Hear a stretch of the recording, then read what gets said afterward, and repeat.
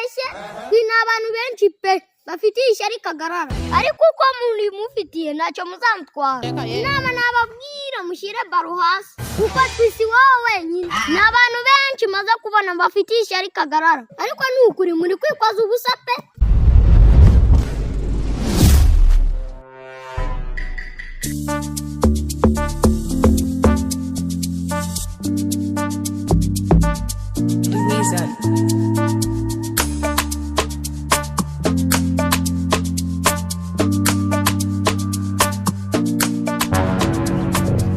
Kiningi bimeze bite man? Ni fresh rudakuba. Sha abandi bana yakugendekeye gute se? Sha wabyiwara kagahina mfite nazi ko kazanashira. Agaki rudakuba ni ibiki byakubayeho? Uziko wagira ngo simbi nahawe rudakuba wahuye n'ibyago sinabimenye. Oya Kiningi nta byago nigeze mura nabyo ahubwo bya bintu bya Kagarara na n'uyu munsi nibirama amahoro. Ngibintu byande bya bintu bya Kagarara man nuzi yuko sejo ubundi bamuhaye imodoka na miliyoni. Yes barabimuhaye. Wabonye ukuntu asigaye byiyemerana se? Inde subyiyemera Kagarara nyine wabonye ukuntu yatangiye kwitwara nk'umuntu ufite amafaranga nyine none se ushaka ko yitwara gute nyine? Ariko burabo miliyoni na karaka modoka nibyo byatuma yitwara kuriya. Ariko se abantu mwabayemo na amashyari ni indambi ibiti none se ushaka ko yitwara nk'umuntu udafite n'ikintu na kimwe? Ariko ibintu abonye ejo yari umushomeri nk'abandi nibyo byatuma yigira gangi akigira umwami w'ishyamba. Kuri ubu ni umwami w'ishyamba nyine se afite amafaranga se? Erega ya mafaranga abonetse byose birahinduka. Nimba ari imigendere igomba guhinduka imivugire n'imisekere bigahinduka ukabona ko nyine ari Kiningira Imana yateye iteka. Ariko ku buryo wakereka ko abandi bose batakiri kuri level yawe. Ubundi se mwaba mukiri kuri level imwe mutayibaho se? Never ntuzishuke. Buri hari ikintu mukunda kwishuka mutazi. Umuntu akabona amafaranga mwari inshuti hanyuma mukishuka ko mukiri kuri level imwe. Ubundi se nyine si muba muri kuri level imwe? Ariko rudakuba ninde yagushutiye ibyo bintu? Urugero njye Kiningira twajyanaga kuragira ingurube hanyuma nigira amahirwe mbona miliyoni 20 hanyuma nawe utangiye kwibwira ko tukiri kuri level imwe. Nese Kiningi ni muba mukiri kuri level imwe? Nakubwiye ko umuntu gushuka gutyo uwo ni mubi yanakuroga ubwo biba byarangiye.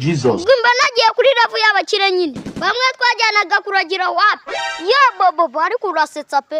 Ubu kumbe nuko nguko wabifataga udakuba ntuzongere gukora amakosa iyo amafaranga yabijemo biba byahindutse.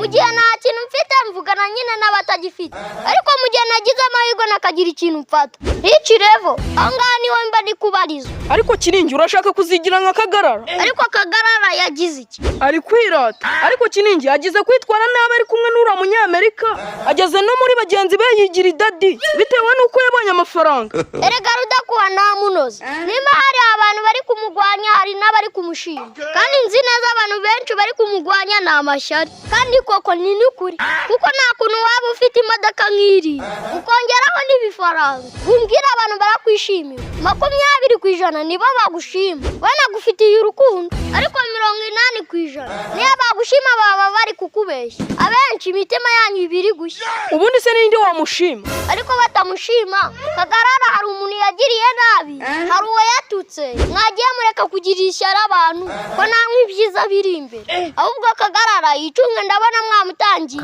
amaherezo muramugira ishyamba. Akomeje kwitwara kuri ya sinkubeshye Kiningi n'abapfumu twabageraho. Ariko abo bapfumu murata mukeka ko Imana itabaho? Nibibaho se muzaca kuba Imana ica kanzu. Goodbye. Imana ica kanzu gakubitwa n'amahungu. Jesus Christ. Kiningi mbega inyogosho Kagarara afite? Inyi Kagarara bamwogosha inyogosho by'ubusira kuyogoshesha ni nka miliyoni. Hari ikibazo se? Kibazo iranyogosho se nawe wabonye? Nasa nyine hari ikibazo bitwaye. Ni bya binyogosho by'ibirara se? Oya si ibirara ahubwo ni inyogosho ihenze cyane. Yes iyo ufite amafaranga ugomba gusa neza. Ubusa ubona ko tuvukana suze kuntu nkunda kugutuka ngo wabipanaro ariko singubeshye ugize amafaranga nakwita brada nakubaha cyane sinongera kugutuka kubera nyine waba ufite amafaranga waba ufite icyubahiro ariko nyine mu gihe nayifite nta kintu kibereyemo.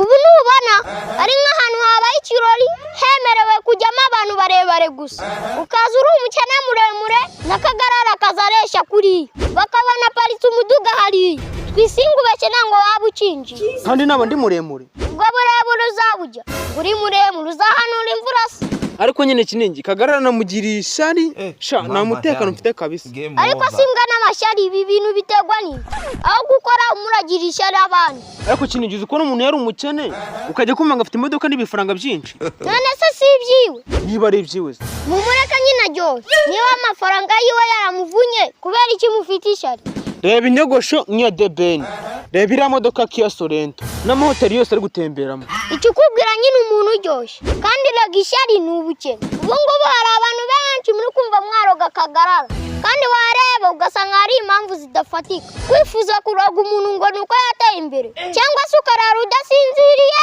ngo mugenzi wawe yateye imbere aho gutekereza ibiguteza imbere ahubwo ugatekereza abateye imbere uri gutekereza iby'abandi kwisingubeshye ni abantu benshi pe bafitiye ishyari Kagarara ariko uko muri mufitiye ntacyo muzamutwara inama nababwira mushyire baro hasi kuko twisi wowe wenyine ni abantu benshi maze kubona bafitiye ishyari Kagarara ariko ni ukuri muri kwikoza ubusa pe God is amazing. God is amazing. Okay guys, abakunzi ba Twiri comedy, abakunzi ba Kagarara mbanje kubiseguraho. Abenshi mwagize ngo nagiye ishyari Kagarara. Oya siko bimeze. Siko bimeze sinize ngira ishyari Kagarara ahubwo ngene content creator nkaretinga content. Kagarara abitewe n'amahirwe ejo yagize naravuze nibyibuza Kagarara agize abahita benshi cyane kuri izi mbuga no mu buzima busanzwe. Ndavuga ningiye gukora content nsa nk'umurwanya ngwanya ibintu yagezeho. Nje gusa nk'uyikora ndebe ko abantu bifata bavyakira. Guys, iyo muratembera agira abanzi benshi ngenda bizi neza. Noneho mwiretinga content yitwa Ishyari Kuri Kagarara Ashton Simoro. Abantu benshi ukajya banuka cyane inbox ati Twiri comedy bite ufite indambi umutima mubi bite kugira Ishyari Kagarara nkabihorera. Ariko guys nje kuntu nabikoze ndumukerete nakeretinze content ko ninamenye ko Kagarara buriya abahita babaye benshi cyane kandi nawe yabyivugiye kwa muntu ngisabe. Okay mukomeza gukanda subscribe nashaye nagize kandi Kagarara ndamukunda niba mwarakunze no content mumbwire nyikomeze harimo twinshi twiza bafitiye nabashiriramo ariko niba itarabaguye neza nabwo nayihagarika akora ndi content mbanyagaritse rero mumbwire muri comment. Bisido best shop diaspora online. Ese ukeneye kugura no kugurisha? Ushaka kugura inzu, ibibanza n'imodoka n'ibindi? Yego, ndabikeneye. Nta handi wabisanga ni muri Bisido. 0783 36 258. Bisido sale.